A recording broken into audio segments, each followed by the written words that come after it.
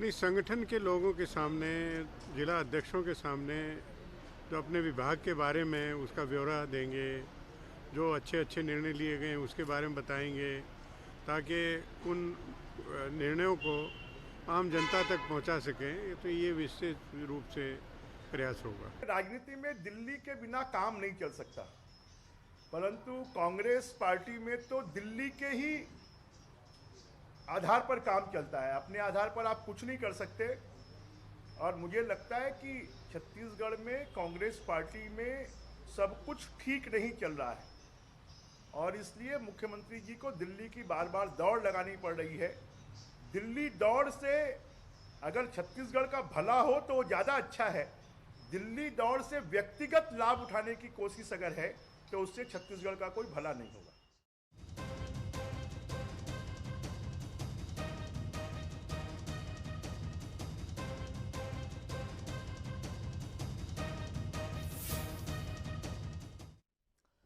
नमस्कार, मैं हूं आपके साथ सोहेल खान। छत्तीसगढ़ का आज का हमारा मुद्दा है पुनिया बनाम पुरंदेश्वरी। छत्तीसगढ़ में अभी चुनाव काफी दूर हैं, लेकिन राजनीतिक दलों में सियासी हलचल कम होने का नाम नहीं ले रही। नई प्रभारी डी पुरंदेश्वरी को प्रभार मिलने के बाद बीजेपी एक्टिव मोड में है, तो कांग्रेस भी पीछे नहीं है। आने वाले दिनों में पुरंदेश्वरी का दौरा होना है, लेकिन उससे पहले कांग्रेस प्रदेश प्रभारी पीएल पुनिया आधम के हैं। वो सत्ता और संगठन की समीक्षा तो करेंगे ही, निगम मंडलों में नियुक्ति पर भी सहमति बनाएंगे। इसके साथ ही बीजेपी को किस तरह से काउंटर करें, इस पर भी मंथन होगा। तो छत्तीसगढ़ में राजनीतिक लड़ाई किस तरफ जाएगी, बात आज इसी मुद्दे पर। और जो मेहमान मेरे साथ आज जुड़े हैं उनसे आपका परिचय कराऊं, उसके बाद चर्चा शुरू करते हैं। धनंजय ठाकुर मेरे साथ इस वक्त जुड़े हैं, प्रवक्ता हैं कांग्रेस के, बहुत स्वागत है। अनुराग अग्रवाल साहब मेरे साथ जुड़े हुए हैं, प्रवक्ता हैं बीजेपी के। और राम अवतार तिवारी साहब मेरे साथ जुड़े हैं, वरिष्ठ पत्रकार हैं, जाना पहचाना चेहरा है छत्तीसगढ़ की पत्रकारिता के लिए। आप तीनों मेहमानों का बहुत स्वागत है। शुरुआत राम अवतार तिवारी साहब आपके ओपनिंग कमेंट के साथ करना चाहूँगा। एक पीएल पुनिया हैं जो तकरीबन 3.5 साल का वक्त हो गया जब छत्तीसगढ़ की राजनीति में बतौर प्रभारी उनकी एंट्री हुई। उनके मुकाबले अगर हम डी पुरंदेश्वरी को देखें, हालांकि राजनीतिक इतिहास उनका पुराना रहा है, सांसद रहीं और एक तेज तर्रार सांसद हैं और साउथ की तरफ से आती हैं, लेकिन छत्तीसगढ़ के लिहाज से कुछ ही महीने अभी प्रभार संभाले हैं। ऐसे में अगर हम पुनिया वर्सेस पुरंदेश्वरी देखते हैं, आपको क्या लगता है किसका पलड़ा भारी है?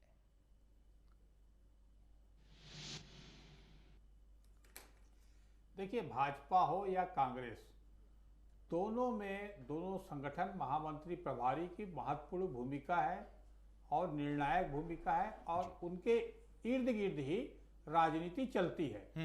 पहले अगर देखें कि कांग्रेस की, तो कांग्रेस में पीएल पुनिया जी हैं जो चुनाव होने के पहले से प्रभारी हैं और उनकी सक्रियता, उनकी रणनीतियों का भी फायदा सरकार आने में कांग्रेस को हुआ है। अब जबकि दो बातें कांग्रेस के भीतर है, एक निगम मंडल की नियुक्ति होनी है, भविष्य में उसको लेकर एक रायशुमारी हो सकती है।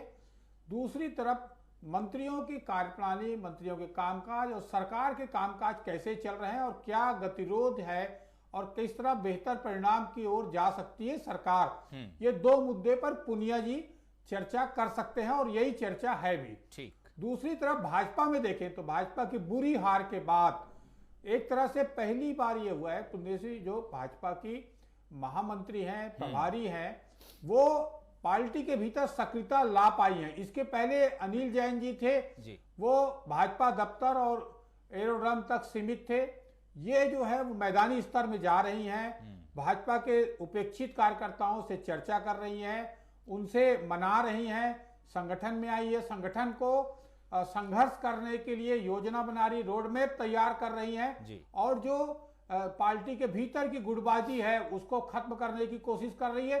तो कैसे पार्टी पुनर्जीवित होकर फिर से खड़ा हो, इसके लिए कवायद में भाजपा लगी हुई है और कांग्रेस वो सत्ता को बनाए रखने के लिए लगी है। तो दोनों की महत्वपूर्ण भूमिका है और ये आगामी दिनों एक तरह से चुनाव के पहले का रिहर्सल जो है, एक तरह से धीमी धीमी मैदान में भाजपा दिखने की कोशिश कर रही है।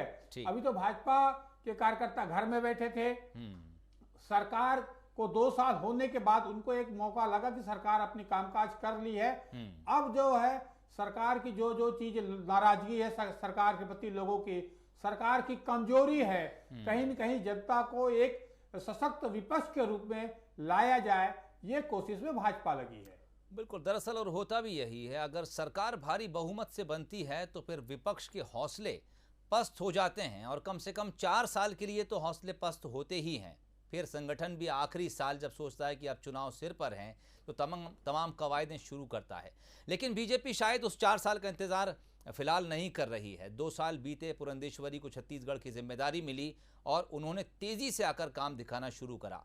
राम अवतार तिवारी साहब के कमेंट से सवाल मेरे जहन में उठा। मैं जब उनके पास लौटूंगा तो वो सवाल उनकी तरफ ज़रूर पूछूंगा उनसे। धनंजय ठाकुर साहब मेरे साथ जुड़े हैं। धनंजय ठाकुर साहब, ये ठीक है कि पुनिया साहब अभी 2 बार पहले भी आ चुके हैं और अब दोबारा आ रहे हैं और सियासी गलियारों में जिस तरह की चर्चा है, लेकिन दरअसल बीजेपी उनके इस दौरे को लगातार इससे जोड़कर देखती है कि इस वक्त छत्तीसगढ़ के भीतर निगम मंडल में नियुक्तियां होना है, और जैसे ही आपके प्रभारी छत्तीसगढ़ पहुंचते हैं उनके आसपास जो नेताओं का जमावड़ा नजर आता है वो इस उम्मीद में दिखते हैं कि किसी न किसी को कोई पद मिल जाएगा।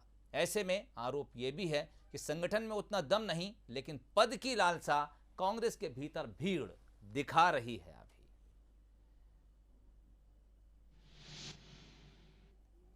देखिए सोहेल जी, पीएल पुनिया जी छत्तीसगढ़ प्रदेश कांग्रेस के प्रभारी हैं, एआईसीसी के हमारे वरिष्ठ नेता हैं और राज्यसभा सदस्य रहे।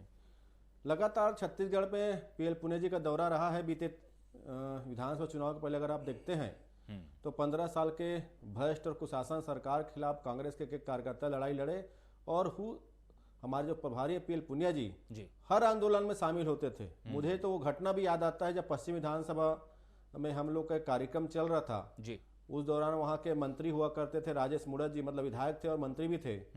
किस प्रकार से हमारे प्रभारी के ऊपर भारतीय जनता पार्टी के कार्यकर्ताओं ने पत्थर बरसाए थे और उनको चोटिल करने का काम किया था। उस दौरान हमारे तत्कालीन प्रदेश अध्यक्ष भूपेश बघेल जी भी मंच में मौजूद थे, मैं स्वयं उसमें मंच में मौजूद था। तो हमारे प्रभारी जी लगातार कार्यकर्ताओं के साथ सड़कों पर उतरे हैं, संघर्ष किए हैं, और आज भी लगातार उनका छत्तीसगढ़ का दौरा होता रहा है सरकार बनने के बाद भी, और निरंतर कार्यकर्ताओं से मिलते हैं, कार्यकर्ताओं से फीडबैक लेते हैं, सरकार के मंत्रियों से मिलते हैं, विधायकों से मिलते हैं, और जो उनको जिम्मेदारी हमारी राष्ट्रीय कांग्रेस ने दी है उस जिम्मेदारी का निर्वहन करते हैं, और सरज और सहज भाव से वो प्रत्येक लोगों से मिलते हैं, उनकी बात को सुनते हैं और समझते हैं। और निश्चित तौर पर कार्यकर्ता तो यही चाहते हैं, और वो हमारे प्रभारी पुनिया जी में दिखता है। ठीक।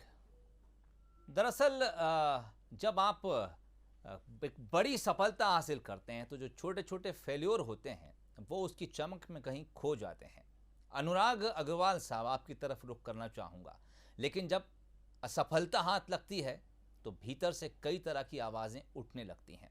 राम अवतार तिवारी साहब ने भी इस बात का जिक्र किया कि डी पुरंदेश्वरी जब से आई हैं वो एक बार फिर से तमाम कार्यकर्ताओं को चार्ज करने की कोशिश कर रही हैं। इसके अलावा उन्होंने ये भी जिक्र किया कि जो रूठे हैं या फिर जो जिनके सुर विरोधी हो जाते हैं उनको भी एकजुट करने की कोशिश कर रही हैं। आपको लगता है कि 2018 के चुनाव में एक बड़ा डेंट जो बीजेपी को लगा था, उसके बाद बीजेपी अवसाद की स्थिति में थी और शायद इसीलिए आपको अपना प्रभारी बदलना पड़ा। हालांकि डी पुरंदेश्वरी आगे क्या काम करेंगी फिलहाल इस पर कोई शक या शुबा नहीं है, लेकिन परिवर्तन इसीलिए हुआ कि बीजेपी अवसाद की स्थिति में थी।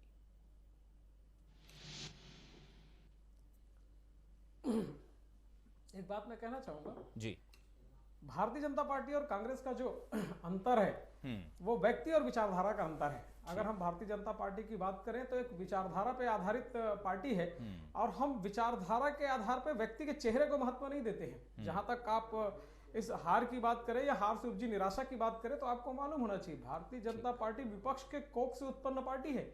2 सांसदों से प्रारंभ हुई पार्टी आज देश की अकेले बहुमत प्राप्त पार्टी है, और 303 सांसदों का वाली जो पार्टी है वो इस भारतीय जनता पार्टी विपक्ष के कोख से उत्पन्न हुई। तो विपक्ष की निराशा हमारे अंदर कभी नहीं होती है। वास्तव में इस सरकार को जब प्रचंड बहुमत मिला तो भारतीय जनता पार्टी ने तय किया कि कहीं ना कहीं इनको कार्य करने का अवसर दिया जाए, क्योंकि अगर हम कार्य करने का अवसर नहीं देते तो शायद आप ये कहते कि पहले उनको कार्य करने का तो अवसर दीजिए, 2 साल का एक ऐसा समय रहा जो लगता है कि बहुत बड़ा समय था जनता के लिए कार्य करने का। लेकिन जब देखें कि 2 साल तक कांग्रेस के कार्य से जनता खुश नहीं है और लगातार उनके सामने दिक्कतें आई हैं, तो भारतीय जनता पार्टी मैदान में उतर गई और जनता की आवाज उस बहरी शासक तक सुनाने के लिए संघर्ष कर रही, शंखनाद कर रही है। जहां तक प्रभारी बदलने की बात है, सनी जी, मैं ये बात कहना चाहूंगा कि एक सतत प्रक्रिया है भारतीय जनता पार्टी में, लगातार परिवर्तन होते रहते हैं। उस परिवर्तन के तहत दक्षिण की एक सशक्त नेत्री, जिसे हम तो दक्षिण की सुषमा स्वराज भी कहते हैं जी, उस सशक्त नेत्री को भारतीय जनता पार्टी छत्तीसगढ़ की कमान दी गई। अब ये बात बिल्कुल सही है कि जब कोई व्यक्ति कहीं का प्रभारी बन के आता है तो उस विचारधारा को लागू करने का, उनके कार्य करने की एक शैली होती है और उस शैली से छत्तीसगढ़ के कार्यकर्ता, भारतीय जनता पार्टी के कार्यकर्ता बहुत उत्साहित है। आते ही उन्होंने 1000 दिन का लक्ष्य तय किया।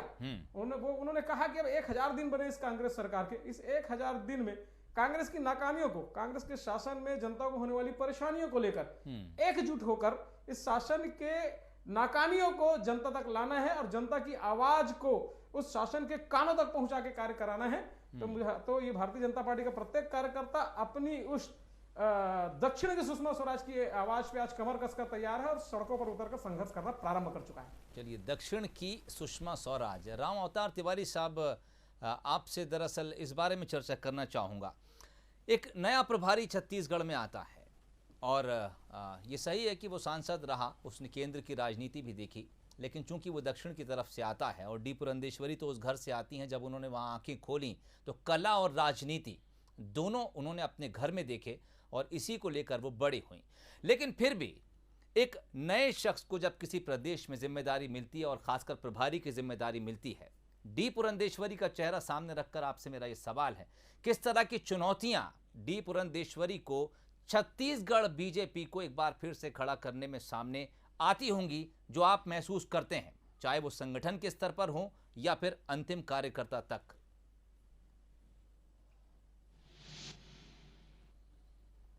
सोहेल जी, आपने बहुत सही सवाल किया। उनके सामने चुनौतियां अनेक हैं। चुनौतियां हैं, उनको खुद छत्तीसगढ़ में अभी सक्रिय होना है, छत्तीसगढ़ को जानना है, यहाँ की तासीर को, यहाँ के राजनीतिक स्थितियों को और लोगों को समझना पड़ेगा। पहली चुनौतियां हैं जो उनके पास समय अभी पर्याप्त है। दूसरी तरफ भाजपा में एक परिवर्तन की एक पुकार अंदर से बहुत तेजी से उठ रही है। वो पुकार यह है कि नया नेतृत्व दिया जाए, नए लोगों को मौका जाए जो 15 साल राज किए हैं, जो 20-25 साल से जो भाजपा में चेहरे थे, क्या उन्हीं चेहरों को फिर से लेकर अगला चुनाव में जाएंगे या लोकसभा में जिस तरह नए लोगों को टिकट देकर नया प्रयोग किया गया वो प्रयोग होगा। तीसरी बात, क्या कार्यकर्ताओं को तवज्जो मिलेगा? भाजपा बेहद अनुशासित विचारधारा वाली पार्टी है, परंतु उन्हीं कार्यकर्ताओं की 15 साल में भारी उपेक्षा हुई, उसके बावजूद भी वो सहन किए। कांग्रेस में ये स्थिति नहीं रहती। कांग्रेस में तो 3 साल, 2 साल, 2.5 साल के बाद कांग्रेस कार्यकर्ता बोलने लगता है कि हमको तवज्जो नहीं मिला है, हमारा काम नहीं हो रहा है। इसके विपरीत 15 साल भाजपा के कार्यकर्ता अपने संगठन को सींचते रहे, अपनी विचारधारा को मजबूत करने सक्रिय रहे, फिर भी उन विचारों को कुछ नहीं मिला है। तो अब भी कैसे वो विश्वास करें कि आगे वही नेतृत्व जो है, फिर से वही चेहरा दिख रहे हैं, उन चेहरों के साथ जाएंगे तो उनके साथ न्याय हो पाएगा? एक बड़ा सवाल भाजपा के भीतर लड़ाई, मैदानी लड़ाई लड़ने के लिए, सत्ता के खिलाफ लड़ाई लड़ने के लिए, ये सवाल कुल भाजपा को इसका हल करना पड़ेगा, इसको बताना पड़ेगा कि नहीं, हम चेहरे बदलेंगे, नहीं, हम यही चेहरे हैं, उपयुक्त हैं, ये दागदार चेहरे नहीं हैं, ये वजनदार चेहरे हैं, ये दिग्गज चेहरे हैं। ये सब चीज अपने कार्यकर्ताओं को, अपने घर को संभालना पहली चुनौती भाजपा की है। उसके बाद विपक्ष से लड़ेंगे। विपक्ष देखिए, चुनाव जो लड़ते हैं उसमें ये सत्तारूढ़ दल के प्रति नाराजगी, उसके प्रति लोगों के समर्थन, ये आधार पर चुनाव लड़ेंगे कि अपने घर को ठीक करने के पहले प्रयास होंगे, उसके बाद आप मैदान में जाएंगे। ये चुनौतियां बेहद गंभीर और बड़ी चुनौतियां भाजपा के भीतर है, जिसको लेकर मंथन यहां से दिल्ली तक चल रहे हैं। उसमें क्या निकलता है, ये सब चीज सब भाजपा और कांग्रेस दोनों देखना चाहती है।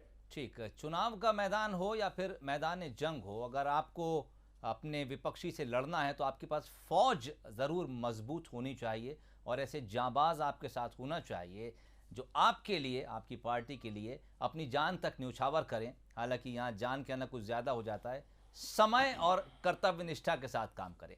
धनंजय ठाकुर साहब, डी पुरंदेश्वरी आई, 1000 दिन उस वक्त बचे थे आपकी सरकार को अब सत्ता या अगले चुनाव तक जाने में। आते ही उनका पहला एक्शन 1000 दिन और 1000 मुद्दे उन्होंने तय किए कांग्रेस को घेरने के लिए।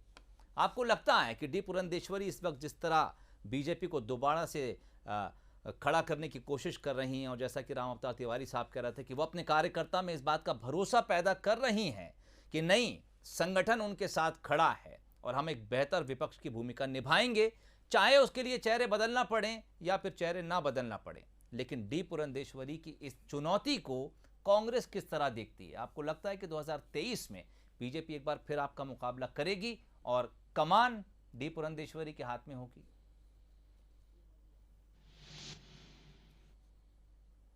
देखिए सोहेल जी, मुझे ऐसा लगता है कि डी पुरंदेश्वरी के विषय में बेहतर तरीके से हमारे वरिष्ठ पत्रकार राम अवतार तिवारी जी ने बता दिया है कि उनको क्या क्या चुनौतियों का पहले सामना करना पड़ेगा, उसके बाद वो विपक्ष भूमिका निभाएंगे। आप देखेंगे छत्तीसगढ़ में उनका प्रवास होता है, एक महिला नेतृत्व है, लेकिन उनके प्रवास को लेकर और उनके पहले आगमन में ही भारतीय जनता पार्टी के कई ऐसे कार्यकर्ता जो सोशल मीडिया में जुड़े हुए हैं जी, वो कई प्रकार की टिप्पणी करते हैं, जिसकी चर्चा यहाँ पे राम अवतार तिवारी जी ने कहा कि चेहरा बदलिए, नेतृत्व बदलिए, वही घिसे पीटे लोग हैं, वही 15 साल के शासन में बैठे मठाधीश लोग हैं जी। तो ये पूरी तरीके से भारतीय जनता पार्टी का आंतरिक मामला है। लेकिन हम तो ये चाहते हैं कि भारतीय जनता पार्टी एक विपक्ष की अच्छी भूमिका निभाए, जो अभी तक इन्होंने निभा नहीं पाए हैं, क्योंकि विपक्ष का दायित्व ये होता है कि जनता के हित में खड़े होना। लेकिन यहाँ तो उल्टा गंगा बह रही है। यहाँ भारतीय जनता पार्टी छत्तीसगढ़ के किसानों के खिलाफ खड़ी हो जाती है, छत्तीसगढ़ के युवाओं के खिलाफ खड़ी हो जाती है। केंद्र सरकार की योजनाओं को रोकने के लिए भाजपा के सांसद जाके केंद्रीय मंत्री को ज्ञापन सौंपते हैं। ये किस प्रकार की विपक्षी भूमिका निभा रहे हैं? ठीक है, सरकार के खिलाफ आपको सवाल उठाने का अधिकार है, आपको राजनीति करने का अधिकार है, लेकिन वो जनता जिससे आप खुद जुड़ना चाहते हैं उसके खिलाफ आप षड्यंत्र करते हैं। चाहे किसानों के धान खरीदी का मामला हो या किसानों को धान की 2500 रुपये कीमत देना हो, किस प्रकार षड्यंत्र किया गया। धान खरीदी में बोरा जो मिलना चाहिए छत्तीसगढ़ को, उसमें किस प्रकार से औरत लगाया गया। तो पूरी तरीके से भारतीय जनता पार्टी को मुझे ऐसा लगता है कि छत्तीसगढ़ में मुद्दाविहीन हो चुकी है और विवेकहीन हो चुकी है। मैं कहूँगा इस बात को, भाई आप सरकार के खिलाफ रहिए, लेकिन आप तो जनता के खिलाफ खड़े हो जाते हैं। और डी पुरंदेश्वरी जी हमारे लिए कोई चुनौती नहीं है, क्योंकि हमने देख लिया, वो आते हैं छत्तीसगढ़ में, एक कार्यक्रम तय करके जाते हैं, एक बड़ा आंदोलन के आगाज इनके द्वारा किया जाता है और प्रभारी जी खुद उसमें से गायब हो जाती है। तो सारी चीजें भारतीय जनता पार्टी की इस पर जनता के बीच में और आपके माध्यम जनता के बीच में है। और लेकिन धनंजय साहब, भाजपा बेहतर विपक्ष भूमिका निभाए, लेकिन कांग्रेस के एक बात से एक सवाल दरअसल जहन में आया। मुझे याद आया कि अभी खबर आपके सीएम साहब अभी दिल्ली में हैं, 20,000 करोड़ रुपए की योजनाएं स्वीकृत करा के ला रहे हैं। इससे पहले बिलासपुर को भी जो आपका एयरपोर्ट है अपग्रेड कर दिया गया, 72 सीटर प्लेन उतरेगा। और इससे पहले भी कई बार ऐसा हुआ है जो छत्तीसगढ़ के हक में बेहतर फैसले दिल्ली की तरफ से हुए हैं, और दिल्ली भी बीजेपी है। तो क्या आपको सिर्फ शिकायत छत्तीसगढ़ बीजेपी से है या फिर केंद्र से भी कुछ नाराजगी रखते हैं आप? देखिए, मैंने कहा कि भारत सरकार है, भारत सरकार के अधीन छत्तीसगढ़ सरकार भी है, और छत्तीसगढ़ राज्य की जनता का जो अधिकार है उसको माननीय मुख्यमंत्री भूपेश बघेल जी भारत सरकार के पास रखते हैं और उसको उसमें सहयोग मिलता है। लेकिन मैंने कहा कि भाजपा के नेता जो विपक्ष में हैं, जिनको जनता के साथ खड़े होना चाहिए, जनता की आवाज बननी चाहिए, जनता के तकलीफों को समझना चाहिए, वो उनके खिलाफ काम करते हैं। ठीक, मैंने कहा ना, किसानों के धान खरीदी पे किस प्रकार से अवरोध लगाया गया, प्रधानमंत्री मजदूर कल्याण योजना में छत्तीसगढ़ को बाहर रखा गया, भाजपा के सांसदों ने किसी प्रकार की बात नहीं रखी। किसान सम्मान निधि में यहाँ से 18 लाख किसानों का नाम काट दिया, भाजपा सांसद मौन रहे हैं। लगातार आप देखेंगे, चाहे कोरोना काल के दौरान मजदूरों के घर वापसी का मसला हो, किस प्रकार से भारतीय जनता पार्टी के लोगों ने यहाँ के मजदूरों के खिलाफ ही बात करना शुरू कर दी कि मजदूरों को घर छत्तीसगढ़ वापस नहीं लौटना चाहिए। तो बहुत सारी बातें हैं। खैर, ये भारतीय जनता पार्टी की अपनी सोच और रणनीति हो सकती है, लेकिन छत्तीसगढ़ की कांग्रेस पार्टी और माननीय मुख्यमंत्री भूपेश बघेल की सरकार छत्तीसगढ़ के जन जन के लिए काम कर रही है, और हमारे कार्यकर्ता सक्रिय होकर हमारा जो उद्देश्य है, क्योंकि हम 15 साल के कुशासन और भ्रष्टाचार के खिलाफ लड़ाई लड़े हैं, और जिस दिन से हमारी सरकार बनी सोहेल जी छत्तीसगढ़ में, उसके बाद भी निरंतर हम केंद्र के नरेंद्र मोदी सरकार के जन विरोधी नीतियों के खिलाफ हम संघर्ष कर रहे हैं सड़कों में, और किसानों, मजदूरों, युवाओं की लड़ाई लड़ रहे हैं। महंगाई जो चरम सीमा पर है उसके खिलाफ लड़ रहे हैं, सिलेंडर के दाम बढ़े उसके खिलाफ लड़ रहे हैं, और मोदी सरकार के वादा खिलाफी है जो 7 साल में उन्होंने अभी तक पूरा नहीं किया, जो जनता से वादा किया उसके खिलाफ हम संघर्ष कर रहे हैं। इस पर अनुराग अग्रवाल साहब की तरफ दरअसल ये सवाल जाता है। धनंजय ठाकुर का कहना, अनुराग साहब के जो बीजेपी है वो इस वक्त छत्तीसगढ़ के आम आदमी के लिए जो योजनाएं हैं या जो सरकार करना चाहती है उसमें ही रोड़ा अटका रही है। हालांकि उनको केंद्र से जो कुछ मिला उन्होंने उसको यूं कहा कि हमें भारत सरकार से मिला है। क्या कुछ जवाब आपकी तरफ से?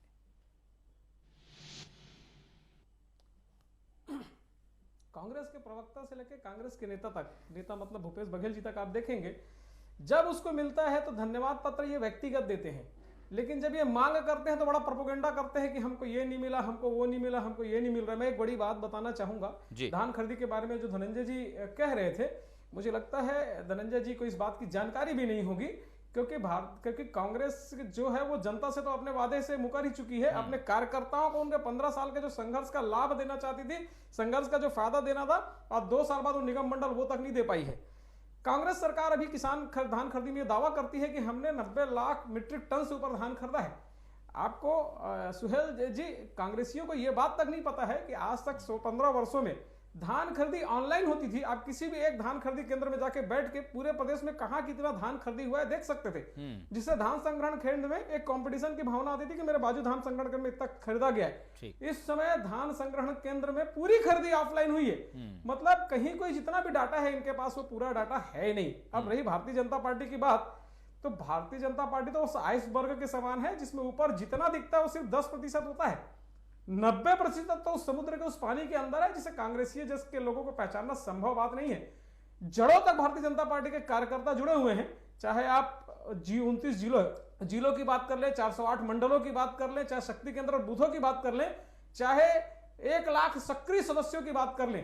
कांग्रेस, भारतीय जनता पार्टी का एक कार्यकर्ता कांग्रेस की नाकामियों को जनता तक ले जाने के लिए बिल्कुल कटिबद्ध है। और जहां तक बात करते हैं 2 साल के शासन काल में युवाओं को 25 रुपए बेरोजगारी भत्ता प्रोत्साहन राशि देने की जो बात किए थे, आज तक उस पर कोई बात तक नहीं होती। शराबबंदी की बात हो रही थी, अभी कुछ दिन पहले इनके ही एक सम्मानी नेता कहते हैं कि हम कुछ दिन में आहता पॉलिसी लाएंगे, शराबबंदी नहीं करेंगे, आहता ठीक करने की पॉलिसी लाएंगे।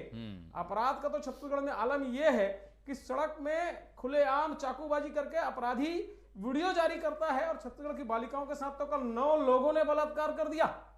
ये रिपोर्ट लिखने तक को तैयार नहीं करते। और मुझे लगता है भूपेश बघेल जी का जो दिल्ली दौरा हुआ है, कहीं ना कहीं उस दौरे के पीछे बिलासपुर में माननीय TS सिंहदेव जी के दिया वो बयान भी है। जिस दिन से ये सरकार बनी, इस फिजा में 2.5 साल की बात होती थी, आज तक TS सिंहदेव ने इस बात का खंडन नहीं किया और एक हवा दे दी कि छत्तीसगढ़ की बात तो छोड़िए, केंद्र में कहीं ना कहीं वो बात है और मुझे मुख्यमंत्री केंद्र बनाएगा। मुझे लगता है भूपेश जी केंद्र में अपनी भूमिका तलाश कर रहे हैं। भूपेश बघेल जी कहते हैं कि कांग्रेस में राहुल गांधी के अलावा कोई और नेता नहीं है अध्यक्ष बनने के लिए, जबकि राहुल गांधी स्वयं अनुत्सुक हैं। बड़ी अजीब स्थिति है, रिंग में एक ही खिलाड़ी है, एक ही खिलाड़ी को पीछे से लोग खम ठोकवा रहे हैं, लेकिन विजेता भी घोषित नहीं कर पा रहे हैं। मुझे लगता है जिस राम अवतार तिवारी साहब में अगर भाग्य से कुछ मिल गया है, थोड़ा समय कम है, मैं राम अवतार तिवारी साहब की तरफ रुख करूंगा। सर, आपका फाइनल कमेंट चाहूंगा, 1 मिनट मेरे पास है। जैसा कि अनुराग साहब कह रहे थे कि बीजेपी उस आइसबर्ग की तरह है, 10% ऊपर दिखती है, लेकिन 90% कार्यकर्ता अभी भी पर्दे के पीछे हैं, जो उसकी ताकत है। दूसरी तरफ छत्तीसगढ़ में सरकार आए 2 साल के ऊपर हो गया है, अभी तक मंडल में चेहरे तय नहीं हो पाए। आपको लगता है कि दोनों तरफ ऑल इज वेल है?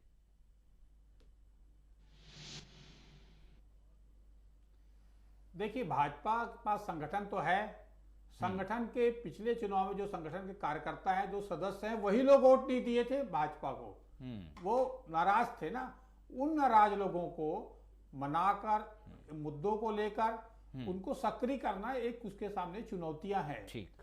अब दूसरी तरफ अगर देखेंगे तो कांग्रेस के सामने ये चुनौतियां हैं कि कांग्रेस ने तरह तरह के आरोप लगाए हैं, बड़ी बड़ी बातें की है, उसके बाद सत्ता में आए हैं। अब सत्ता में आने के बाद क्या प्रभारी पुनिया जी सत्ता और संगठन को सक्रिय कर पाएंगे, उनको समन्वय कर पाएंगे? वो जो कार्यकर्ताओं को लेकर आंदोलन करते थे, उनका मान सम्मान मिल पाएगा?